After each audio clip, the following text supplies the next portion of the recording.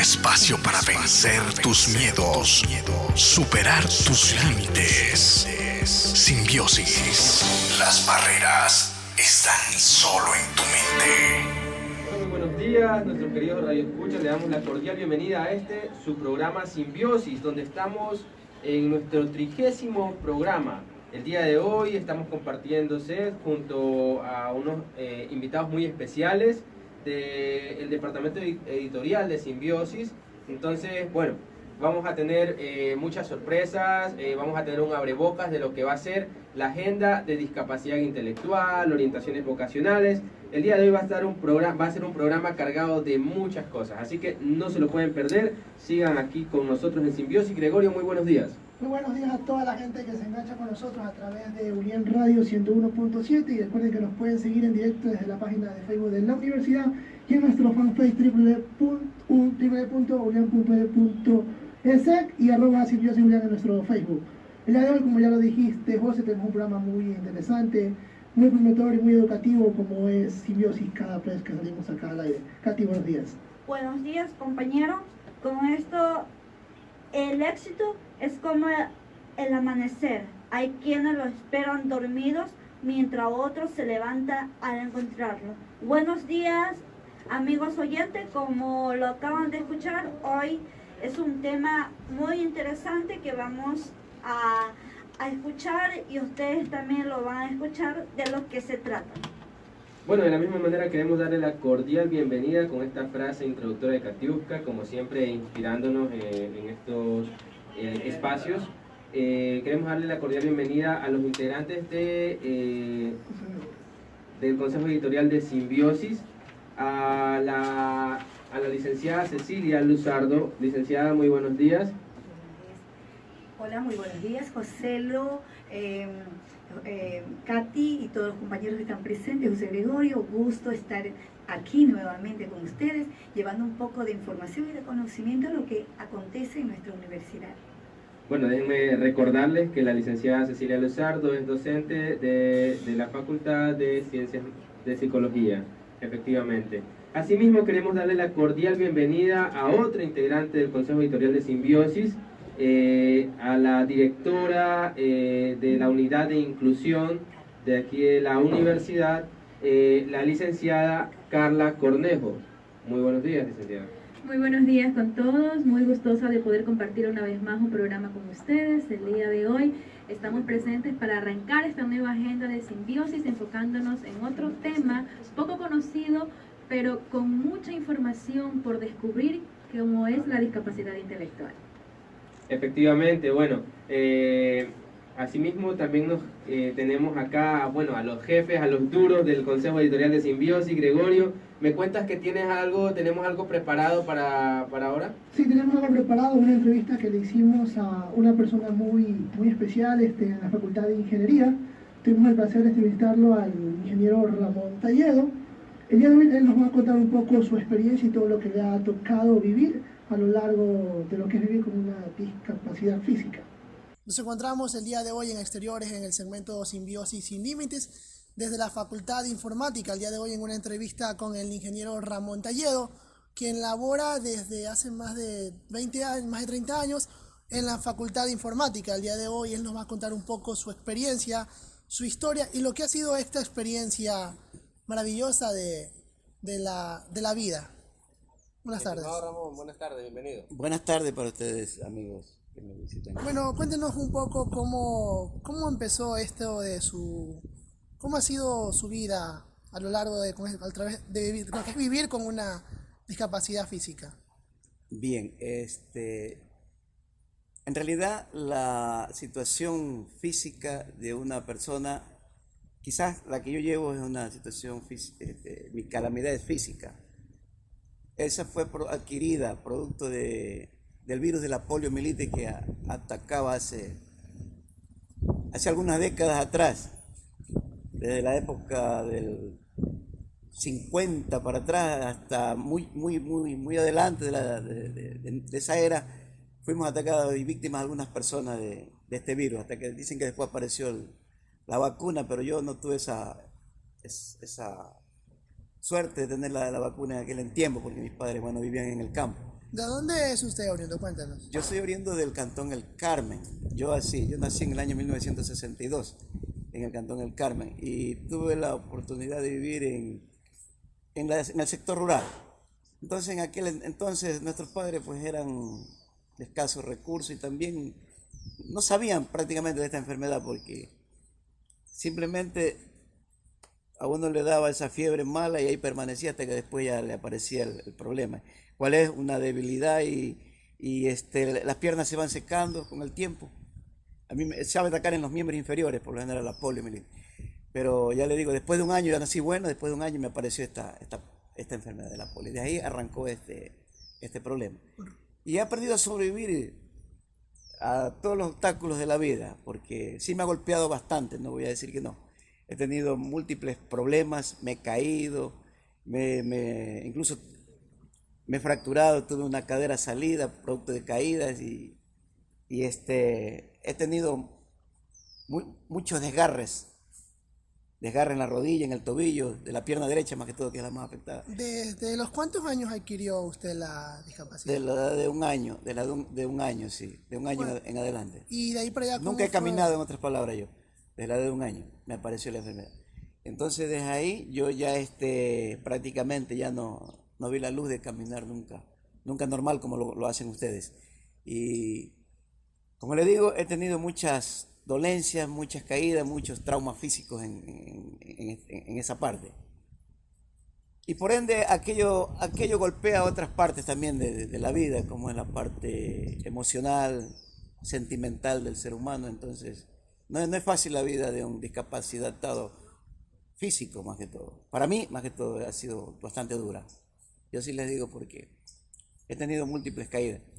Por ejemplo, cuando el terremoto vino, se me fue una pared encima, no pude ni salir huyendo, para que se den cuenta ustedes. Entonces fui golpeado por el terremoto. Tuve 2 meses aislado por este problema también. Producto de que no pude salir huyendo. Se me fue encima la pared y cuando me cogió. Sí, en el barrio donde yo vivía, aquí ya en Manta. ¿Cómo ha sido ya cuando entró ya a la escuela, lo que es el ámbito escolar, colegial? Ya, fue bastante dura al inicio porque nosotros éramos del campo, del Carmen, unos 5 kilómetros en la parte rural de lo que es la periferia urbana. Entonces en aquel tiempo, estamos hablando del año 1969 que comencé a buscar la escuela, pues siempre tenía que ir, si no era en carreta, era en caballos, atravesar distancias hasta de 5 kilómetros para llegar a una escuelita del campo, se imaginarán ustedes todos los días. Y en aquel tiempo los profesores del campo pues también eran bastante vaguitos, no llegaban a trabajar, hay que decir lo que es la verdad. En el campo el profesor es bastante sinvergüenza, no trabaja, él va dos veces a la semana y busca el pueblo. Bueno, no sé cómo, no sé cómo será ahora, pero realmente uno hacía sacrificio a veces, pero el profesor no llegaba. Bueno, y en cuanto a los procesos académicos, ¿no tuvo ninguna complicación a la larga con algunas materias o algo? Ya, estamos hablando del sistema educativo, ya solamente primario primeramente. Claro, ¿cierto? sí, vamos. El sistema primario, claro que sí, porque en aquel entonces ya le digo, anduvimos de escuela en escuela, y hasta que bueno, después de haber estado en unas 5 escuelas, logré terminar la primaria. Por esos problemas de que no enseñaban los profesores, en ese entonces. Entonces, eso sí un pedido de parte de mí a las autoridades que hacen educación, pues que vigilen en el campo, y muchas veces que no suceden estos problemas. Y entonces, ya cuando llegué al colegio, ya esa fue otra etapa muy diferente ya. Ya ahí sí ya pasé a la parte urbana en el Cantón del Carmen, a la ciudad. Terminé mi bachillerato en Santo Domingo de los Colorados, en el Colegio Nacional Santo Domingo. Entonces ahí ya fue otro cantar, como quien dice. Ya había mucha más preocupación y mi interés por estudiar fue bastante grande también, porque yo veía que no tenía otra oportunidad para yo defenderme la vida. Siempre me interesé bastante por la parte científica, académica realmente. Me gustó, mejor dicho, el estudio desde el colegio. Hice un buen bachillerato. En Santo Domingo de los Colorados me gradué yo en el año más o menos...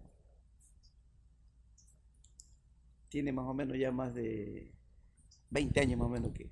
Doctor Ramón, y después de que pasó esta etapa de escuela, de colegio, usted tenía ya, bueno, desde un año, o sea, la discapacidad ya desarrollada en su organismo, en el que actualmente no está en ningún tratamiento. Le voy a decir que la enfermedad de la poliomielitis es una enfermedad que nadie tiene tratamiento. Una vez que a ti te cayó el virus, eso es algo que es para toda la vida. No es retroactivo. No es retroactivo. Sí, ya no hay paso atrás, porque se te secan los miembros y una vez que se te secan, ya pierde se vuelve débil los miembros inferiores y ya no puedes caminar. Simplemente tienes que morir con eso ya. Sí. Ya, ¿cómo fue? Nomás es aprender a llevar la vida nomás en adelante. Lo que nos queda es aprender a sobrellevarla y a vivir. Ayudarle a sobrevivir. Y cuéntenos un poquito, ¿qué le motivó y qué lo llevó a la universidad? Mucha orientación tuve yo ya en los colegios, ¿no? Que uno cuando termina un bachiller no se debe quedar ahí porque prácticamente es una educación media, no es la base suficiente para poder adquirir un título académico y por ende un trabajo profesional.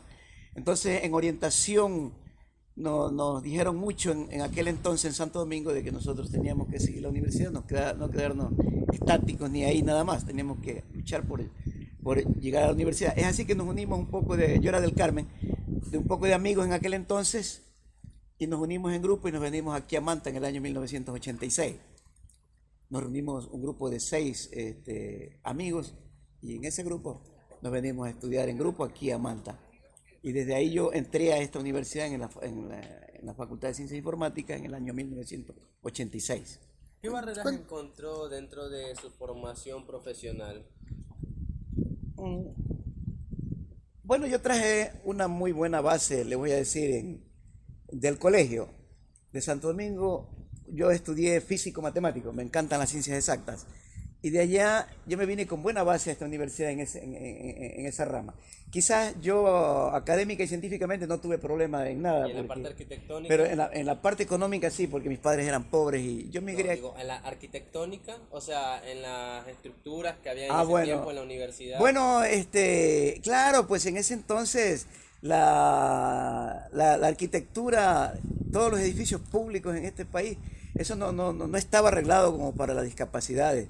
Eso aparece ya prácticamente con el gobierno de Rafael Correa, es que comienza esta fuerza de inclusión del discapacitado hacia a arreglar los edificios públicos para que uno pueda subir las escaleras, etcétera, etcétera, con rampa. Pero antes no, era bastante dificultoso. A uno tenían que subirlo y todas esas cosas.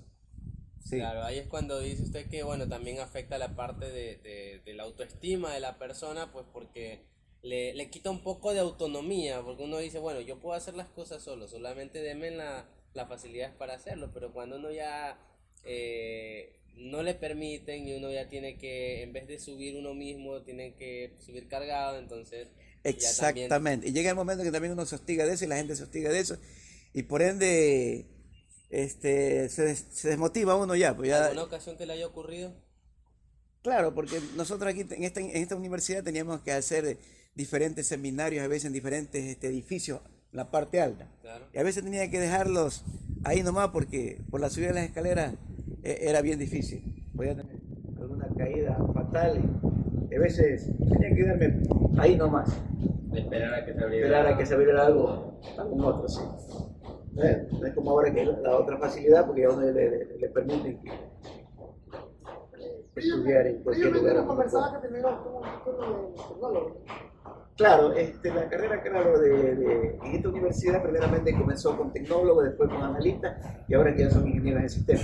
Cuando yo comencé aquí, todavía eran tecnólogos en computación. Se estudiaron 4 años y le daban el título de tecnólogo. ¿Y qué pasó por las 3 fases? Yo pasé por las 3 fases, así es. En cuanto a eso, no tuvo ninguna, no había una educación explicar, o sea, por ese lado usted no tuvo problemas. No, ya le estoy diciendo que en la parte académica nunca tuve problemas. ¿No? Quizás cuando yo recién llegué aquí fue quizás poco económica, eso sí, porque mis padres eran pobres, eran del campo. Por eso nos venimos en grupos y eso sucedieron 4 años que tuve que pasar calamidad en esa situación. Pero bueno, encontré un buen corazón en esta ciudad, muchos me ayudaron, encontré buenos amigos. No podía trabajar porque la carrera de ingeniería de sistemas y de informática, o tú estudias o trabajas, porque si eres un buen profesional en ciencia informática no puedes trabajar, se estudia o se trabaja. Entonces hasta que ya después de 4 años, después de haber tenido el título de tecnólogo en computación, me dieron la facilidad de trabajar aquí y comencé como programador en la universidad, haciendo sistemas informáticos transaccionales en algunas áreas en esta universidad. En la parte financiera y en Secretaría General, en toda la parte administrativa que se trabaja. ¿Cómo ha sido esa experiencia laboral para después de la vida? Casi 30 años trabajando? Así es. Ustedes mismos se imaginarán, pues 30 años no son poco tiempo, ¿no? Entonces, ha habido de todo, he hecho trabajo de toda índole. ¿Sí? Cuando es de ser de secretaría, trabajo en secretaría, de recepcionista, A todo terreno. un tiempo fui programador, etcétera, etcétera. Hice cursos un buen tiempo también, seminarios, en fin. También me desempeñé como docente también una vez en la Facultad de Arquitectura, pero tuve después un accidente fatal que se me descaderé. Pues ya le digo, siempre vamos a tener los problemas los discapacitados porque nos traicionan las piernas. Ahí me descaderé y producto de eso tuve que permanecer aislado y tuve que volver a la parte administrativa porque ya no puedo subir escaleras. Eso es. Bueno, don Ramón, ¿alguna experiencia positiva que haya tenido dentro de su formación académica, dentro de su formación profesional, o quizás dentro de su vida laboral, que lo hayan impulsado de manera muy notoria para continuar a pesar de las dificultades? Bueno, yo lo que les quiero decir a ustedes y a toda la humanidad, en fin, a todo joven, a toda persona aquí, para mí la discapacidad uno la controla con el cerebro. El cerebro es la máquina perfecta prácticamente que guía al ser humano. Y ahí me he dado cuenta que todo lo que uno puede lo consigue.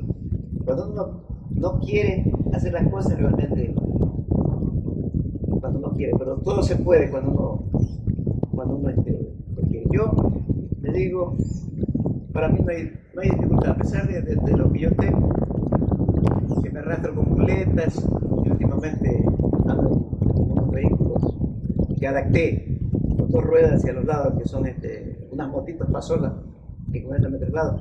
Quizás antes le tenía miedo a andar en eso, por eso no me atrevía.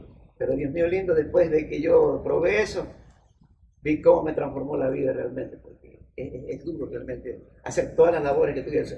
Yo soy padre de familia, tengo que llevar la carga al hogar y todo eso. Ya se imaginarán ustedes ir al mercado y hacer toda la diligencia que tiene que hacer un padre de familia en un hogar, son duras. Y a pie como uno lo hace, cargar cosas y todo eso, es difícil. Una vez que tuve este vehículo, me transformó la vida. Eso, desgraciadamente no lo hice en el pasado, quizás por temor a que me caía, pero nunca me imaginé que eso sí le podían adaptar una ruedita por los lados. Y a raíz del 49, de años que ya de mi edad que yo tengo, ahí procedí a hacer esa motivo. Y eso me ha ayudado muchísimo y con eso yo me traslado para todo lugar. Como dice un famoso pensador, la mayor discapacidad ya nace en el miedo, ¿no? Sí. El miedo es la mayor de las discapacidades que El uno miedo puede tener. ser una gran discapacidad, así es. Efectivamente, porque como usted bien ha dicho, pues el cerebro ayuda a controlar cualquier temor que uno tenga con respecto a las discapacidades. Decir, bueno, Así yo es. sí puedo, solamente tengo que Sí, atreverme a de cuando hacerlo. usted le funciona el cerebro, no hay nada que hacer, olvídese. Y yo le he dado ejemplo a mi familia, a mis hermanos, somos 10 hermanos, a todos ellos. Todos ellos se dan cuenta de cómo he venido aquí a esta ciudad desde hace mucho tiempo. Después de andar en el campo, rodando prácticamente, gateando y todo eso, he llegado hasta acá. Ya. Y sin embargo, para mí, lo más lindo y lo más bello en la vida es ser sencillo, es ser humilde, no ser egoísta. Yo voy al campo, lo que más me gusta contagiarme conmigo es con la humildad, con la sencillez y con la pobreza. Yo soy un hombre pobre, pero ya le digo, nunca me crece a mí nada, jamás no va a ser ningún mérito. Antes más bien eso me regocija mi alma, me da felicidad en mí. Y para mí, la felicidad a mí más bien está en dar, no en recibir. Efectivamente, Yo cuando doy soy feliz. La mayor de las virtudes radica en la humildad, que es lo que engrandece al ser humano. Y en dar, Efectivamente. Bueno, don Ramón, antes de recibir. culminar con esta entrevista, algunas palabras finales que usted quiera dirigir a nuestros radioescuchas, algún mensaje final, y bueno, y de antemano agradecerle mucho por este tiempo. Sí, gracias a ustedes que me han venido a entrevistar y que yo les entregue mi experiencia, ¿no? Como ya les dije, han sido desde el inicio duras, pero también he tenido momentos bastante felices, bastante alegres, porque a mí me gusta la música. Mire que también aprendí a tocar la guitarra y me gusta la música nacional, ¿no? Me encanta el repertorio nacional, no sé, es amplio. Eso me regocija el alma. Y ahí me doy cuenta que todo lo que uno se pone, lo puede. Yo aprendí a tocar guitarra porque mi papá me enseñó unos cuantos términos y después aprendí en la calle para que se den cuenta. Cómo uno, cuando uno querer es poder, cuando uno quiere, logra. ¿Ya? Y me gusta la segunda guitarra, toco la segunda guitarra y canto también. Y eso lo aprendí así nomás afuera, sin necesidad de cursos ni nada de eso. Solamente músico de calle, como se dice. Y después uno se perfecciona escuchando nada más. Entonces, otros se ponen a veces, y he tenido muchísimos amigos que llegan y no, quedan ahí nomás, no quieren. La tiran por ahí, pero les gusta sin embargo, pero no perseveran. Entonces, todo lo que uno quiere, lo puede y lo logra y lo hace. Eso es lo que yo le digo a todos mis amigos, a todo el que... El camino está lleno de obstáculos, pero el éxito es superar los límites. Simbiosis, superando los límites. Bueno, y continuamos con más aquí en Simbiosis. Bueno, recordarles, ¿no? Como en programas anteriores estuvimos abordando lo que fue la discapacidad física y no se nos podía quedar esta experiencia de vida, esta entrevista como fue Ramón Talledo, que por razones anteriores estuvimos tratando de tenerlo acá en cabina, pero como dicen por ahí, si Simbiosis no va a ti, nosotros vamos hacia ellos, ¿no? Y la experiencia de lo que él nos contó, que pudimos rescatar, ¿no? Que él tenía nunca quería manejar una moto, y él logró manejar una moto adaptándose a su discapacidad física. Él no camina absolutamente nada, y es muy rescatable lo que él ha logrado hasta ahora. Él actualmente es casado y tiene un niño. Para entrar un poco en contexto, lo que recordarles a todos, ¿no? Que las barreras, como dicen por ahí, están en tu mente. José. Efectivamente, Gregorio, pues Simbiosis Sin Límites lo que pretende es justamente proyectar a toda nuestra querida radio escucha, a todos nuestros radio oyentes, que las barreras justamente están en tu mente y solamente depende de ti poder derribar todas esas barreras que están delante de ti para poder construir puentes que te lleven hacia el éxito. Ahora vamos a volver a darles la bienvenida a los miembros de nuestro consejo editorial, a la licenciada Cecilia Luzardo, a la licenciada Carla Cornejo, que nos van a hablar un poquito al respecto de todos los trabajos que se han venido realizando con los docentes de nuestra universidad, con el personal administrativo de servicio y así también con los estudiantes. Bueno, sí, la universidad, dentro de su afán de garantizar la inclusión de toda nuestra comunidad universitaria, ha estado trabajando durante todo este año en varios procesos, entre ellos lo que son los procesos de capacitación. De hecho, hace poco, entre el 25 y el 27 de septiembre, justo antes de empezar este periodo académico, trabajamos una capacitación exclusivamente para adaptaciones curriculares a estudiantes con discapacidad intelectual. Hemos venido trabajando en diferentes áreas y ya llegó el momento de la discapacidad intelectual, ¿no? Entonces tuvimos una gran acogida, invitamos a todas las facultades donde habían estudiantes con discapacidad, incluido la extensión de Bahía, ya que en Bahía también hay estudiantes con estas características, y fue muy productivo. El objetivo es que nuestros estudiantes tengan todo el apoyo que necesitan para poder desempeñarse y poder obtener ese sueño que es ser un profesional.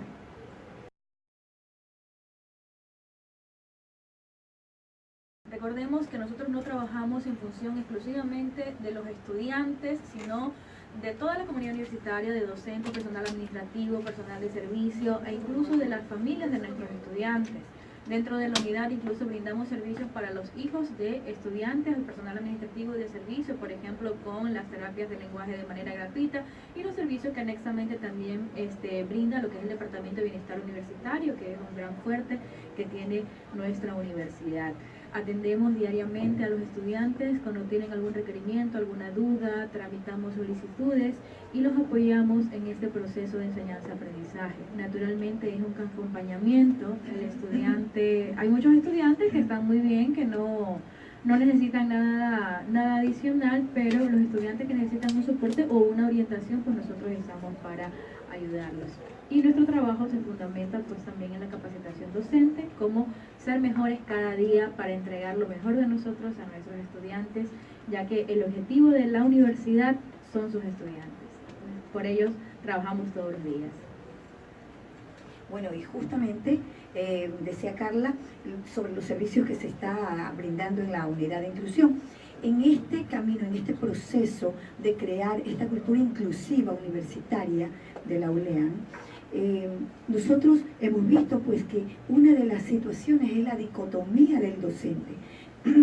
Él como actor principal, como uno de los actores principales en este escenario educativo, es el profesor, pues nosotros también hemos hecho capacitaciones, hemos trabajado también. Decía Carla que estamos trabajando también con la comunidad, que es importantísimo, así como también con los padres de los estudiantes o de nuestros estudiantes que asisten a las diferentes facultades. Hemos visto que es un método importantísimo porque el triángulo debe ser estudiante, padre de familia o familia y la institución. En ese proceso, en ese camino, nosotros estamos orientándonos. Sí, en este proceso que ustedes han realizado desde un comienzo, ¿cuáles han sido los resultados durante todo ese proceso? Bueno, estamos encaminándonos y es fuerte, es muy duro, pero nosotros tenemos mucha esperanza, mucha fe, mucho trabajo. Tenemos también el conocimiento, creo yo, para poder llevar a cabo lo que nosotros nos hemos propuesto. Creo que simbiosis es una pauta muy importante para nosotros poder lograr esa cultura inclusiva que queremos. Efectivamente, pero ¿y cómo poder medir, tomando la pregunta de Katiuska, cómo poder medir la efectividad de los resultados o la efectividad de los procesos que se han estado realizando dentro de estas capacitaciones? Porque efectivamente yo puedo dar una capacitación sobre el lenguaje inclusivo, sobre una cultura inclusiva, pero ¿cómo me doy cuenta si esas capacitaciones están siendo efectivas en el personal docente, administrativo de servicios, si en realidad está habiendo una sensibilidad en lo óptimo de tener una cultura inclusiva, o si simplemente estoy llevando al docente o a la persona que está escuchando esta capacitación a decir, no, sí, bueno, hay que ser permisivos porque pobrecitos tienen una discapacidad o algo por el estilo. Bueno, no, claro, naturalmente es entendible tu preocupación y puede ser una posibilidad, ¿no? Pero los principales indicadores que nosotros tenemos es que pedimos semestralmente informes a las facultades de aplicación de las adaptaciones que se han solicitado y qué actividades se han hecho con los estudiantes que tienen discapacidad que necesiten adaptaciones, porque una cosa importante también hay que destacar es que no todo estudiante que tiene discapacidad automáticamente necesita o desea una adaptación. Entonces, especialmente en discapacidad física, lo que se necesita adaptar es el espacio y bueno, otros elementos, más no el tema del currículum. Y los principales indicadores que tenemos pues es la promoción de los índices de promoción de estudiantes al siguiente nivel y también la titulación. En este momento pues tenemos a 32 estudiantes con discapacidad que se han titulado en la universidad en los últimos años y tenemos 10 estudiantes más en proceso de titulación. Entonces vemos que se están dando resultados en el sentido de que los estudiantes están logrando ese objetivo que es graduarse a la universidad, que no es que llegan, no encuentran el apoyo y se van. Y no podríamos decir que se les está regalando nada, porque esa es una situación también que a veces puede darse a malas interpretaciones, que el hecho de que se haga una adaptación es simplemente pongámosle fáciles las cosas y ya está. No, la adaptación no trata de poner fáciles las cosas, la adaptación trata de buscar las herramientas y utilizar las estrategias para que el estudiante elimine barreras y pueda desarrollar su potencial. No es una garantía de que porque te hago adaptación automáticamente tú vas a pasar y nunca vas a perder porque tienes una adaptación. O sea, también hay la responsabilidad del estudiante. Entonces, la adaptación se enfoca en eso, en buscar las alternativas para que el estudiante tenga las oportunidades de poder desarrollar su potencial. Claro, efectivamente, realizo esta pregunta porque en algún momento de mi carrera tuve la experiencia con una docente que, bueno, primero cuando se enteró que tenía discapacidad visual, me trataba un poco raro, que me acuerdo que en algún momento se acercó a mí y me dijo, tú sí me escuchas. Y digo, claro, yo tengo discapacidad visual, no auditiva. Entonces, Es un recuerdo... poco el desconocimiento. Claro, de recuerdo eso. que en ese momento yo me comencé a percatar de que desde que se enteró que yo tenía discapacidad visual, todos mis trabajos los calificaba con 10, 10, 10, 10 y 10. Entonces eso ya me causaba un poco de molestia porque decía, bueno, yo estoy acá para formarme, si estuviera ya formado ya no estuviera en la universidad, denme mi título y me voy.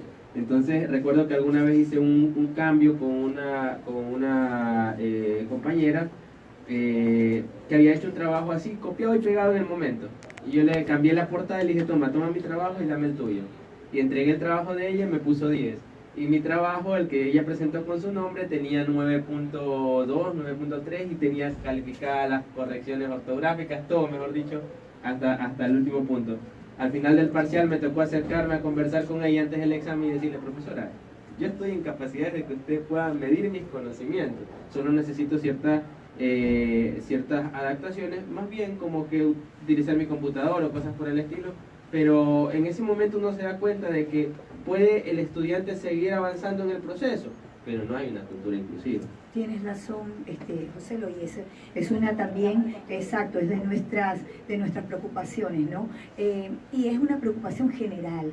La lástima aquí no debe entrar. Efectivamente. ¿Sí? La gente tiene que aprender a medir a todas las personas por sus capacidades, por sus potencialidades, no por sus limitaciones. Efectivamente. Entonces, eso es lo que tenemos que ver. Creo que a veces exageramos en lo humano que podemos ser hasta llevar a distorsionar lo que se pretende, Lo ¿no? que en realidad es Y eso es de inclusión. apreciar, exacto, es de apreciar el valor, lo que tiene el potencial, repito, de cada persona, de cada ser humano, presente o no una discapacidad. Entonces, respondiéndote a lo otro, quería acotar a lo que Carla decía, que una de las situaciones también, cómo se puede medir, es que por ejemplo, en el taller que dimos sobre capacitaciones, sobre adaptaciones curriculares para los estudiantes con discapacidad intelectual, a los docentes, pues ellos deben tener ya y presentar sus sílabos con la respectiva inclusión de las adaptaciones que se han realizado, que se van a realizar. Y si no se lo hace en este semestre, pues debe ya estar preparándose para el próximo semestre. Dentro de esto ya van las adaptaciones que debe tener cada estudiante en la asignatura que le corresponde. Efectivamente, bueno, como decía Gregorio hace un momento, Simbiosis no tiene límites y bueno, previo a este programa estuve conversando con algunas autoridades que tienen que ver con relación a los procesos académicos de los estudiantes, de los procesos de inclusión de los estudiantes y me decían que estaban tratando de ya no solamente esperar a que el estudiante venga y diga yo tengo una discapacidad, sino también comenzar a detectar estudiantes que pueden llegar a tener algún tipo de necesidad educativa especial y que quizás ni ellos mismos se han dado cuenta. Ahora, ¿cómo hacer para aquellos, porque decía, rescato el comentario de la ingeniera Cornejo, decía que los estudiantes que deseen alguna adaptación, pero si yo estoy en la etapa de negación, en la que no quiero aceptar que como persona he adquirido alguna discapacidad que no me permite rendir mi potencial al máximo, entonces, ¿cómo intervenir y cómo realizar aquellas adaptaciones? Mejor dicho, ¿cómo realizar la intervención a ese estudiante que aún está en el proceso de negación, pero que efectivamente necesita adaptaciones para poder demostrar todo su potencial? Claro, mira, ese es un tema sensible, realmente, porque para serte más concreta, en la universidad tenemos dos casos de estudiantes que consideramos que necesitan adaptación, pero ellos no desean recibir adaptación. Entonces, allí hemos trabajado la parte psicológica, el apoyo, la mediación, intentando llegar a un punto donde ayudar al estudiante a aceptar su condición. Pero es claro también que no podemos al estudiante obligarlo a que acepte la adaptación. Entonces, es un trabajo un poco fuerte y un poco también lento, porque claro, entonces, porque cuando la misma persona es la limitante y la misma persona te dice, no importa, si yo tengo que repetir la asignatura, la repito, y si tengo que dar recuperación, la doy, pero yo quiero ser tratado como todos los demás estudiantes, tú no puedes ya transgredir esa voluntad de la persona. Entonces, trabajamos con soporte psicológico, trabajamos con orientación educativa, psicopedagógica, y sí se llega a un punto medio. Normalmente se llega a un punto medio, pero no podemos imponer. Claro. En todos estos procesos también me he dado cuenta que suelen determinar la evaluación previamente al estudiante. Para, en algunos casos, algunos califican para cambio de carrera o las que están en errores. ¿Cómo procede el Departamento de Inclusión en este caso por esa área? Ok, bien, para complementar, no dejar algo que quedó como un poquito en el aire de la pregunta de José. La universidad no es que espera que el estudiante vaya y reporte yo tengo una discapacidad. De hecho, nosotros tenemos un proceso y tenemos varias fuentes de información para identificar a los estudiantes que tienen una discapacidad. La primera es a través del Departamento de Admisión y Nivelación, porque ya CENESID tiene una base de datos donde ya están incluidos los datos de los estudiantes que tienen discapacidad. Entonces, esa es nuestra primera fuente de información. Y en función de eso, pues ahí se procede con el protocolo que tenemos para los estudiantes con entrevista personalizada y demás. La segunda fuente es el Departamento de Bienestar Universitario, la tercera fuente son las facultades y la cuarta fuente es el autorreporte. Entonces, por esas 4 vías procedemos a la identificación de los estudiantes con discapacidad. Ya, bueno, cuando tú me hablabas, Gregorio, el tema de la ubicación de las carreras es algo general, no es algo exclusivamente de las personas que tienen discapacidad. Claro. O sea, hay un alto porcentaje de estudiantes que están en carreras porque el puntaje fue para lo que les alcanzó o porque existe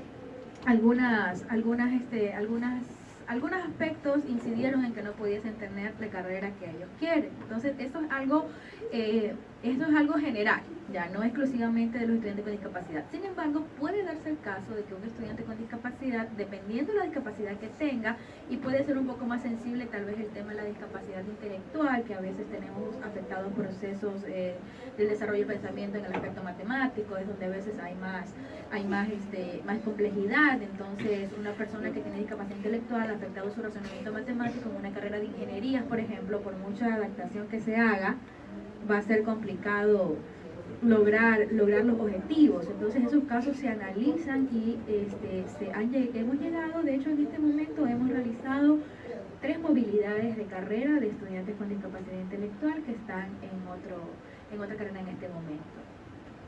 Las nuevas integrantes de Simbiosis hablarán sobre la nueva temática de esta nueva agenda. Bueno, Katy, no tan nuevas. Efectivamente, son las jefas, son las que nos dicen lo que tenemos que decir y hacer.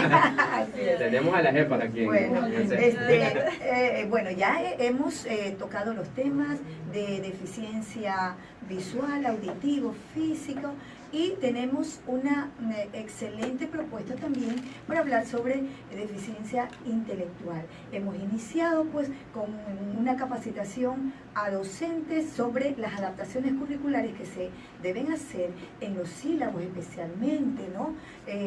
Y tenemos también una proyección con diferentes temáticas. Próximamente vamos a tener invitados como la psiconeuróloga Ana Karina Gutiérrez, vamos a tocar también el tema con la psicóloga Katy Villavicencio, que es parte también de la unidad de inclusión, y tenemos pues también la doctora Iliana Fernández, que es la vicerrectora, pues ella es parte también del consejo editorial y del vicerrectorado, Karen Corral, también que es especialista en esta área de deficiencia intelectual, y vamos a tener temas, por ejemplo, como el síndrome de Down, que va a ser el próximo, tenemos Cornelia de Lange, tenemos síndrome de Hunter, de Turner, bueno, y una cantidad de temas, tocando también uno que es muy actual, que es el síndrome de Asperger. Tenemos autismo también, que se da muchísimo en las escuelas, en los colegios, y también estamos incursionando también en la universidad con esta dificultad sobre el autismo.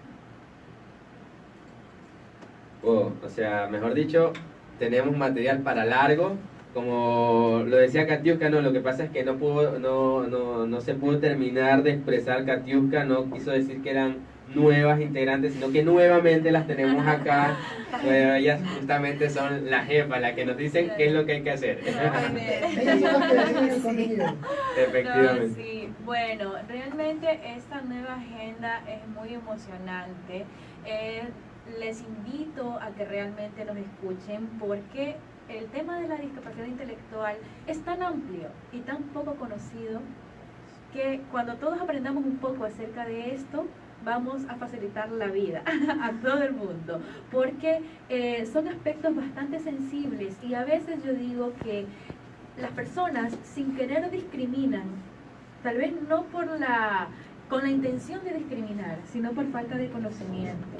Entonces, el conocimiento es algo que nos ayuda muchísimo a eliminar barreras también. A veces hay mucha gente que no es que tiene la intención de discriminar, pero por desconocimiento lo termina haciendo hasta sin querer o sin saber que está discriminando o no está tratando adecuadamente a una persona según su condición. Y el caso de los docentes también somos humanos y somos personas que también estamos en construcción, desarrollando nuestro potencial. Es por eso que también en esta nueva agenda vamos a hablar sobre orientación vocacional. Vamos a tener una pequeña área al final del programa para hablar de las carreras que oferta nuestra universidad, de qué se estudia en cada una, para que nuestros oyentes puedan saber qué es lo que yo voy a aprender. ¿Por qué consideramos importante esto? Me gustaría... esto fue una reunión que tuvimos con todo el consejo editorial y surgieron tantas cosas. Nuestra vicerrectora académica daba algunas opiniones también y nos dimos cuenta que es importante que los estudiantes conozcan a qué se van a enfrentar cuando lleguen a la universidad, porque a veces el tema es como muy romántico. Decimos, me gusta usar computadoras y voy a estudiar ingeniería de sistemas, me gusta dibujar y voy a estudiar arquitectura o diseño gráfico, o me gusta... por ahí alguien escucha, le gusta vender, entonces que vaya a estudiar marketing o que vaya a estudiar economía o mercadotecnia. Te puedo decir que me he encontrado con tantas cosas. Yo fui docente un tiempo también en nivelación, por lo que prácticamente di clases a todas las áreas del conocimiento, todas, salud, educación, a todas las áreas en algún momento les he dado clases, y en algún momento me encontré con una estudiante, una señorita, haciendo nivelación para entrar a la carrera de enfermería. Y resulta que una de sus anécdotas cuando estaba exponiendo dijo que ella se desmayaba al ver sangre. ¿Cómo vas a estudiar enfermería si te desmayas al ver sangre? Era hemofóbica. Ya, entonces, ¿qué pasa allí? Entonces, es importante la orientación vocacional. Y uno de los inconvenientes que a veces tenemos y con los que se encuentran los estudiantes que tienen algún tipo de discapacidad, especialmente discapacidad intelectual, es que se ubican en carreras, no que no puedan, sino que en carreras donde les va a ser mucho más complicado poder avanzar, culminar, y donde no se sienten bien muchas veces, ¿no? Entonces, o donde, porque mi familia me dijo, o porque como me gusta usar la computadora, como decía, mi mamá y mi papi me dijeron que estudiara ingeniería en sistemas o ciencias informáticas, pero no tenía idea de qué era lo que significaba estudiar ciencias informáticas, y ya estando en ciencias informáticas se dan cuenta que no es lo que realmente quería. Y ahora, como no es fácil cambiarte de carrera, es un proceso largo, pierdes tiempo, entonces por eso creemos tan necesaria esta parte de la orientación vocacional. Claro, es que justamente eso es como lo que decían anteriormente sobre la integralidad que busca la universidad. Así es. Yo siempre tomo este tema del sentirse a gusto, o lo utilizo con una analogía. Bueno, tengo un amigo que me dice, tú siempre explicas todo con analogías, tú siempre dices, es como que tal cosa. Entonces, y lo veo así como cuando uno se pone cierta ropa, que le dicen, no, esa ropa se te ve súper bien, te luce y ni sé qué, pero uno no se siente cómodo con la ropa, y a uno le pueden decir en todos lados que uno se ve guapísimo con esa ropa, o en las mujeres que se ven hermosísimas con esa ropa, pero pasan todo el día sintiendo que están vestidos de la peor manera porque no se sienten cómodos con eso. Exacto. Y sienten que cualquier cosa que hagan va a dar a notar que la ropa en realidad no les luce. Entonces, lo mismo ocurre cuando uno no puede desarrollar todo su potencial dentro de una carrera profesional. Sí, José, lo tienes mucha razón a lo que te refieres. Y mira que esa dificultad, ese problema no es solamente de la universidad, eso se arrastra, se viene desde la etapa de la secundaria. No existe una efectiva orientación vocacional, una real orientación vocacional, y ese es un problema que se conlleva hasta la universidad. Carla hablaba del tema de la movilidad y casualmente de eso se trata, pues como consecuencia de esa deficiente orientación vocacional, pues causa la movilidad, el malestar de los estudiantes, como tú hablabas, Joselo, de la ropa, no se sienten ajustados, no se sienten bien en el modelo que están luciendo, en el modelo que están llevando, en la carrera que están cursando. Y eso pues motiva a que todo se torne también irregular, porque no solamente el malestar es para el estudiante, es para los profesores, es para la facultad entera, es para la universidad, es para los padres, para la familia, la frustración para todos, para los compañeros. Tú hablabas, bueno, me voy a desviar un poquito de esto, y tú hablabas de la educación integral, y cuando hablábamos integral estábamos hablando de todo, de la comunidad universitaria. Se complementa todo. Exacto, y dejamos un poquito de lado a los compañeros. No habíamos hablado de los compañeros y eso es algo muy importante. A nosotros en la unidad y también pues como programa Simbiosis en Consejo Editorial, nosotros hablamos de que es importante también de que los compañeros estén presentes en el desarrollo del proceso educativo con los estudiantes. Para esto hicimos una campaña de sensibilización que se generó en un taller, ¿no?, de sensibilización para los estudiantes de hotelería y turismo. Fue donde está un estudiante con discapacidad intelectual. Créanme que fue bastante positivo, los resultados fueron de cambio de actitud de los compañeros hacia el compañero que presentaba la problemática. ¿Por qué? Como decíamos anteriormente, que el desconocimiento, la ignorancia, eso es lo que prácticamente hace vano el trabajo muchas veces. Pero con el conocimiento que se compartió, con los testimonios que se dieron, de ellos mismos salió el cambio de actitud hacia su compañero. Entonces no dejemos de lado tampoco a los compañeros, los docentes que son fuente importante, el actor principal pues, y también la familia. Es que justamente podríamos decir que uno de los mayores temores, una de las mayores barreras que podemos encontrar en términos de inclusión, ahora hablando sobre discapacidad intelectual, es el miedo a lo desconocido. Y bueno, ese miedo a lo desconocido también se lleva de la mano con la comodidad que llegamos a alcanzar como seres humanos o como docentes en cierto momento de nuestra vida. Bueno, yo ya soy un docente, entonces ya tengo un patrón de cómo dar mis clases. Llega un estudiante con discapacidad intelectual, no sé cómo tratarlo, no sé cómo llegar a él. Si hasta el día de hoy me han reconocido como un gran docente, entonces este estudiante de repente no va a aprender conmigo y va a perjudicar esa imagen de buen docente que tengo. Pero bueno, si lo tomamos desde ese punto de vista, claro, es un obstáculo, pero si lo tomamos desde el punto de vista de que una persona cada día tiene que crecer un poco más, pues justamente es un desafío que nos lleva a crecer como seres humanos, a crecer como docentes, de que un camino no está establecido para llegar a un destino, sino que uno puede tomar diferentes rutas, que es lo que nos hace crecer como seres humanos. Sí, José, precisamente eso quería referirme. Decía el autor Kass en 2011 que es importantísimo que el profesor conozca a su estudiante. Debe conocerlo antes de ingresar ya al aula. Cuando está matriculado debe tener conocimiento de quién va a entrar, cuál es su alumno, qué características tiene, qué falencias tiene y qué fortalezas debe tener también. Yo recuerdo, a veces nosotros somos muy prejuiciosos, hacemos prejuicios sin conocer realmente cuáles son nuestros estudiantes o qué es lo que le pasa al estudiante. Una anécdota que tengo, en una ocasión en el aula estaba un estudiante en la mesa, ¿no? Estaba como dormido y enseguida se juzgó, este estudiante es ocioso, no le gusta la clase, bueno, y se hacen unas mil conjeturas qué es lo que está pasando. En realidad, el estudiante lo que tenía era cansancio.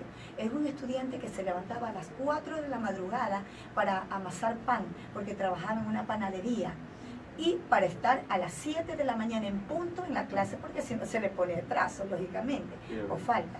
Entonces, ese estudiante no dormía mucho, estaba muy cansado, pero el profesor estaba ya con el juicio de que era ocioso y que prácticamente no participaba en clases.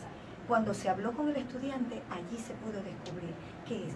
Necesitamos nosotros tener una empatía, hacer una empatía con el estudiante. Necesitamos conocerlo, qué es lo que pasa con el estudiante. Y asimismo el estudiante debe conocer al profesor.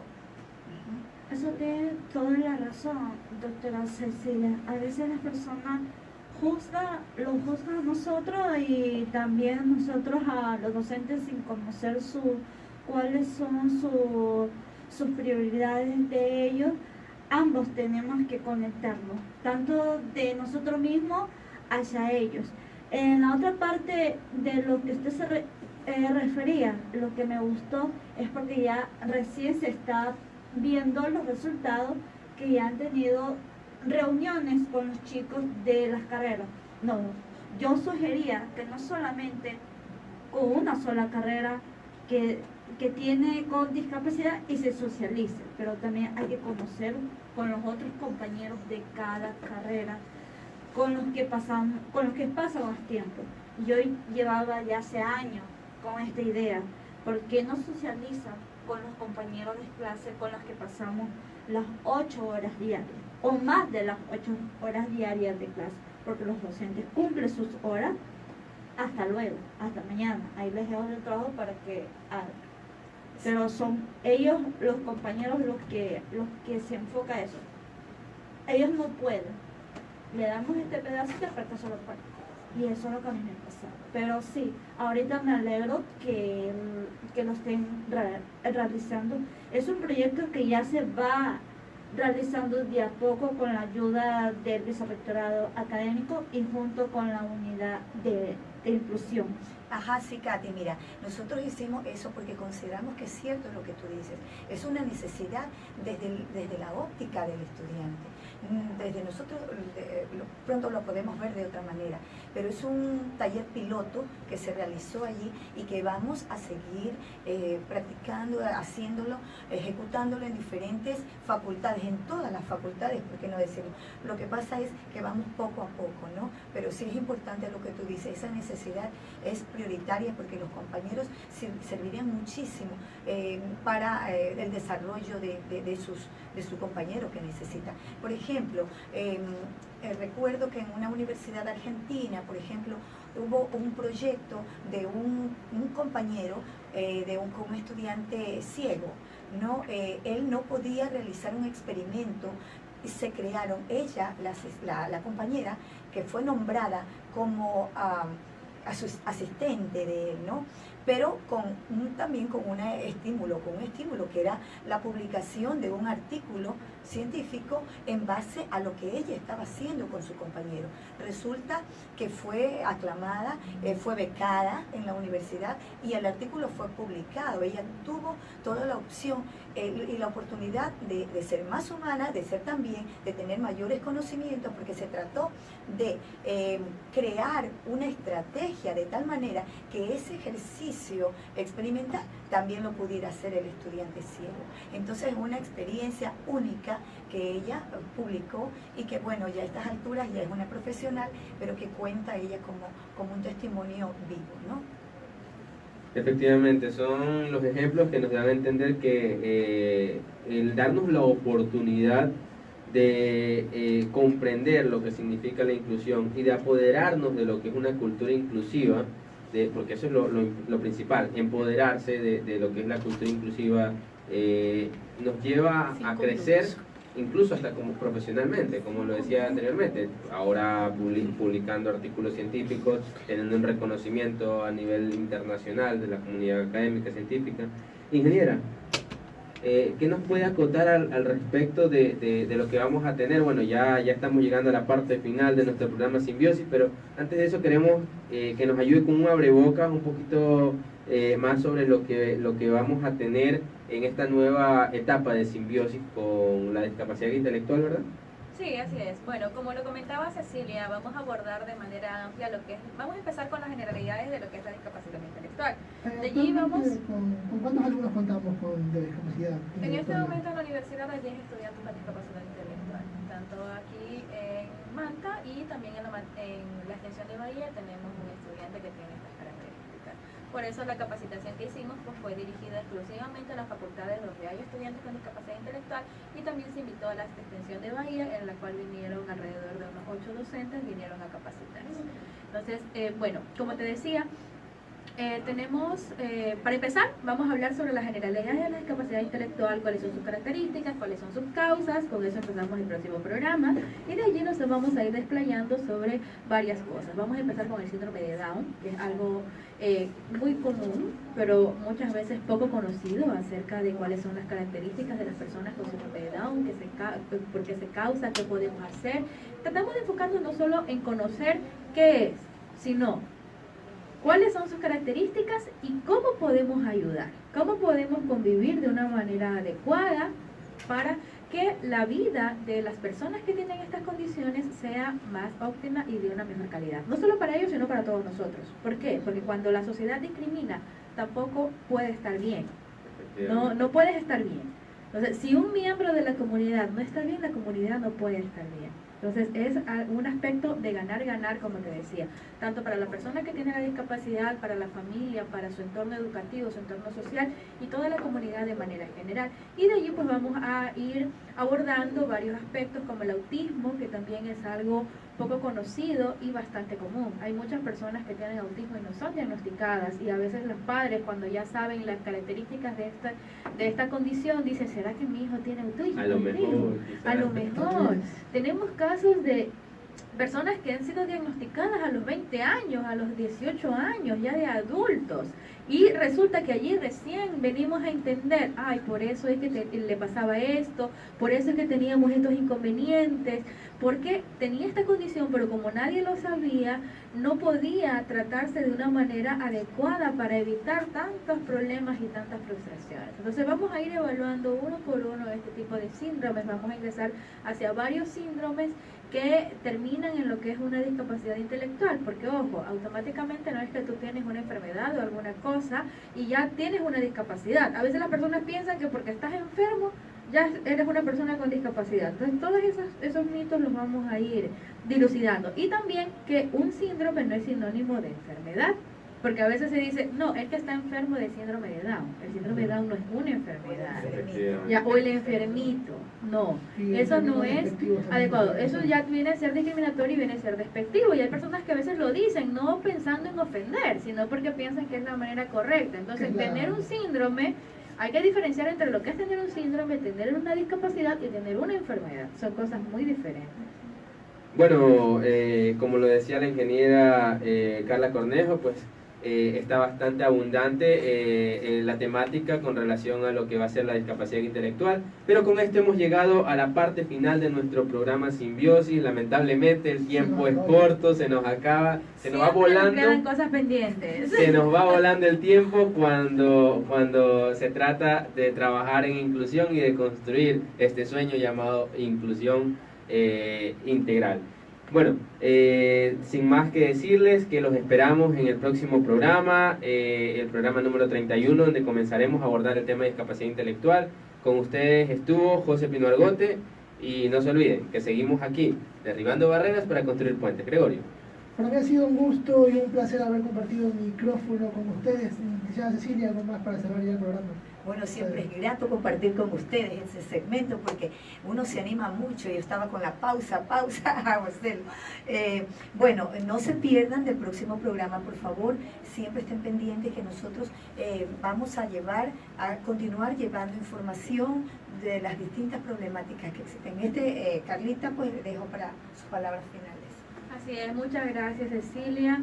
Agradecerles a los oyentes por su sintonía, invitarlos a seguir en la compañía de Simbiosis. Simbiosis es un programa constructivo, un programa educativo. El tiempo que van a dedicar en escucharnos nunca será un tiempo perdido, porque van a aprender y van a crecer como personas. Gracias. Katiuska. Con esto me despido. La discapacidad es una cuestión de percepción. Si puedes hacer una sola cosa bien, eres necesitado por alguien. Eso lo dejo para que lo pienses. Nos vemos, señores, hasta la próxima. Hasta luego. El triunfo está hecho de derrotas y victorias.